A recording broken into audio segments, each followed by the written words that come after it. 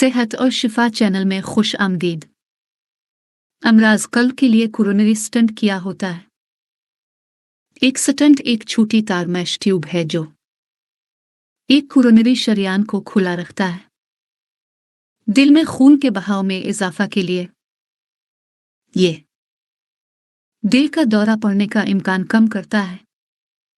Coronary शरियानों को ग़िज़ा खिलाना दिल के पट्टों की ज़रूरत बन सकते हैं और चर्बी के जमा होने से तन जमा को प्लाक कहते हैं।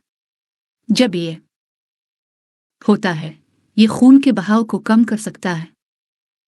दिल के पट्टों अलामात की वजह से सीने में दर्द की तरह अगर जमना बनता है और जुज़वी तौर पर खून के बहाव को मुकम्मल तौर पर रोकता है। दिल की पट्टों की दर्द और ऑक्सीजन की कमी का ये एक का सबब बन जाएगा। स्टेंट क्या है? दिल के दौरा में इलाज के लिए स्टेंट डाला जाता है। एक गुब्बारे से बंद शरियान को खोला जाता है कि थिएटर पर गुब्बारा लगा होता है जिसे फुलाया जाता है और स्टेंट फैलता है और शरियान के अंदर फिट हो जाता है। शरियान खुलती है और इजाज़त देती है खून ज़्यादा आज़ादाना तौर पर बहने के लिए। दिल की शरियान में जारी होता है। स्टेंट की ज़रूरत क्यों पड़ती है? अगर कोई शरियान तकरीबन 70% मसदूद है तो आपको एक स्टेंट की ज़रूरत पड़ सकती है। शरियान को खुला रखने के लिए स्टेंट खून के बहाव को बेहतर बनाता है। दिल और सीने में दर्द जैसी अलामात को दूर करता है। स्टेंट्स आपके दिल में खून के बहाव को बेहतर बनाने के लिए मुस्तकिल फिक्सचर होते हैं और दिल का दौरा पड़ने का इम्कान कम करता है। स्टेंट्स की अक़साम। स्टेंट्स की 3 अहम अक़साम हैं। नंगे धाती स्टेंट्स सादा धाती मैश ट्यूबें हैं। दवा लगे हुए स्टेंट को एक दवा के साथ लैस किया जाता है। वक्त के साथ शरियानों में खारिज होता है। शरियान दोबारा तंग होने से हे रोकने में मदद करता है। बायोडिग्रेडेबल स्टेंट आर्जी स्टेंट हैं जो चंद माह के बाद तहलील हो जाते हैं। स्टेंट्स कैसे लगाए जाते हैं? स्टेंट लगाना कम से कम जिस्म के अंदर जाके इलाज करने के जरिए किया जाता है। परक्यूटेस कोरोनरी इंटरवेंशन के नाम से जाना जाता तरीक़ाकार मुदाखलत पीसीआई एंजियोप्लास्टी आपका डॉक्टर करेगा। एक लंबी पुतली लचकदार ट्यूब डालें जिसे की थिएटर कहते हैं। आपके दिल में खून की वरीदों में डाला जाता है। इसके आखिर में खाली गुब्बारा जो फैला जाएगा तंग शरियान को खोलने और रखने के लिए हुआ के साथ सिटीनेट स्टेंट फैलता है और उसे पकड़ने के लिए जगह पर फिक्स कर देता है। शरियान खुलती है। इसके बाद कौन सी दवाएं लेने की ज़रूरत होगी? तरीक़ाकार के बाद आपको मुमकिना तौर पर मुकर्रर किया जाएगा एंटीप्लेटलेट एजेंट खून को पतला करने वाले। ये अद्वियात रुककर अपनी सिटीनेटेड शरियान को खुला रखने में मदद करें। प्लेटलेट्स इकट्ठे जमा होने और खून बनने से सिटीनेट में जमना और शरियान को मसदूद करना। एक खून पतला एस्पिरिन तकरीबन हमेशा इस्तेमाल किया जाता है। गैर मुअय्यना मुद्दत तक दूसरी किस्म को P2Y12 इन्हिबिटर कहा जाता है। इनमें टाइक्लोपिडीन और आपकी सेहत की देखभाल करने वाला डॉक्टर जिसको वो आपके लिए बेहतरीन महसूस करते हैं उसकी बुनियाद पर लिखेंगे। दिल की बीमारी और स्ट्रोक के साथ सफ़र।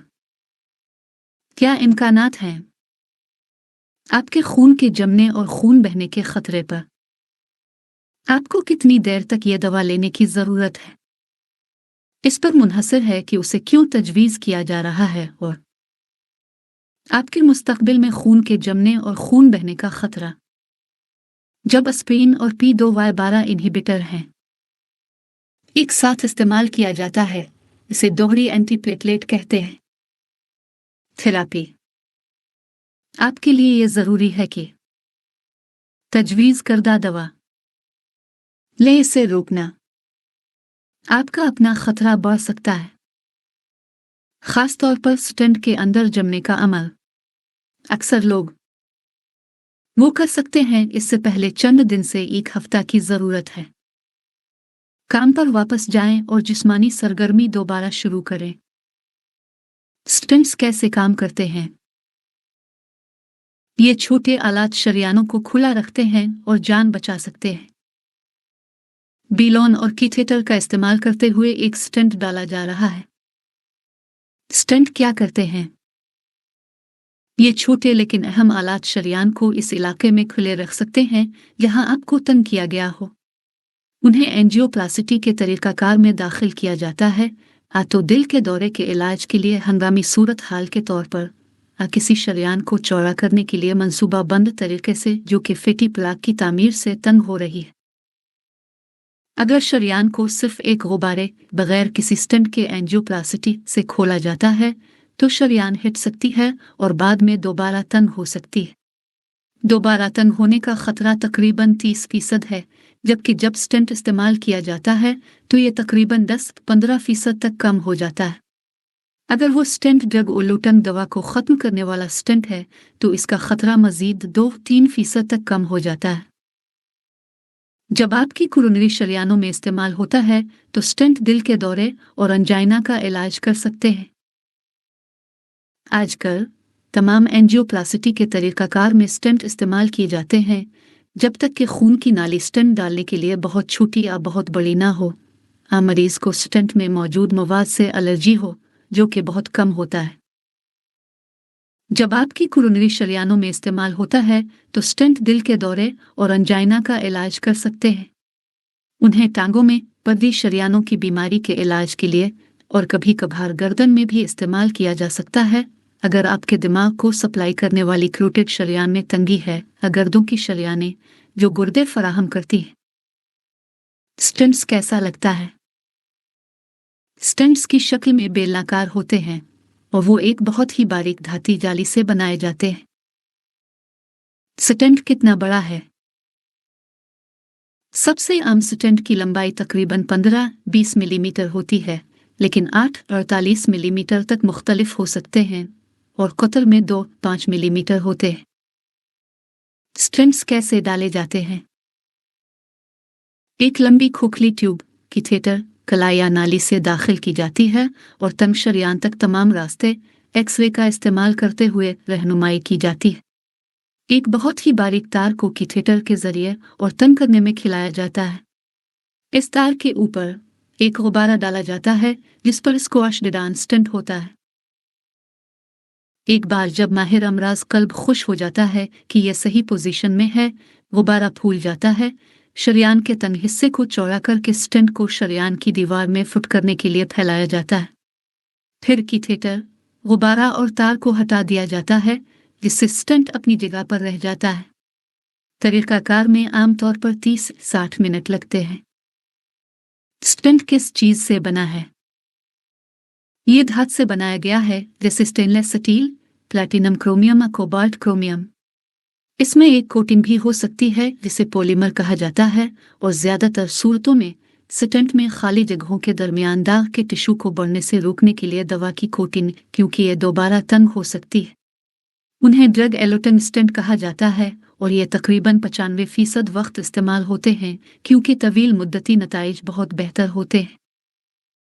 क्या तकलीफ होगी? ये आमतौर पर बेदर्द है।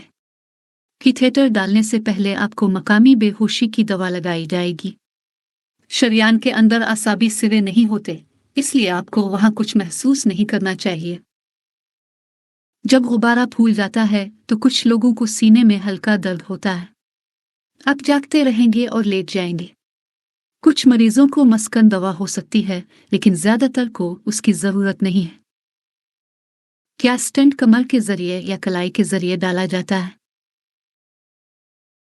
कलाई को ज़्यादातर वक्त इस्तेमाल किया जाता है दाखिल करने की जगह से खून बहने का खतरा कम होता है। ग्रोइन बड़े कैथेटर्स की इजाज़त देता है और बाज़ औक़ात आसान रसाई भी दे सकता है, लिहाजा ये पेचीदा तरीक़ाकार के लिए तरजीही इंतखाब है। एक स्टेंट कब तक चलेगा? ये मुस्तकिल है। वापस आने का खतरा सिर्फ 2-3% है और अगर ऐसा होता है तो ये आमतौर पर 6-9 माह के अंदर होता है। अगर ऐसा होता है तो इसका मुमकिना तौर पर किसी और स्टेंट से इलाज किया जा सकता है।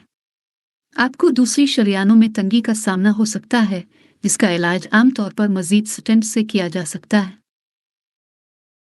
अपनी तजवीज़ करदा दवाएं लेना और तर्ज ज़िंदगी में तब्दीलियां करना, ख़ास तौर पर तंबाकू नोशी को रोकना, ज़ियाबितस और हाई ब्लड प्रेशर का इलाज और कोलेस्ट्रॉल को कम करना मजीद स्टेंट्स की ज़रूरत के ख़तरे को कम कर सकता है।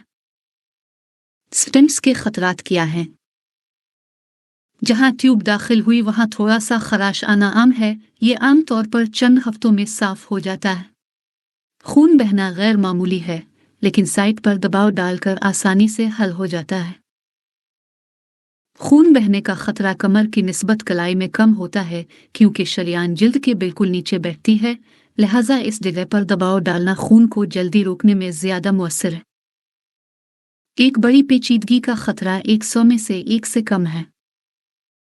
एक बड़ी पेचीदगी का खतरा 100 में से 1 से कम होता है।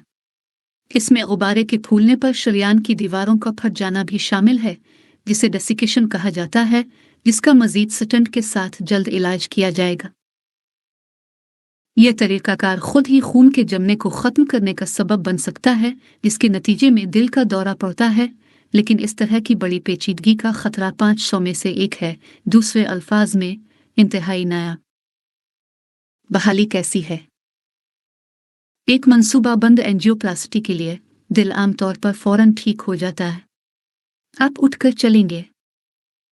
आपकी आमद का शुक्रिया। दोबारा ज़रूर तशरीफ़ लाएं।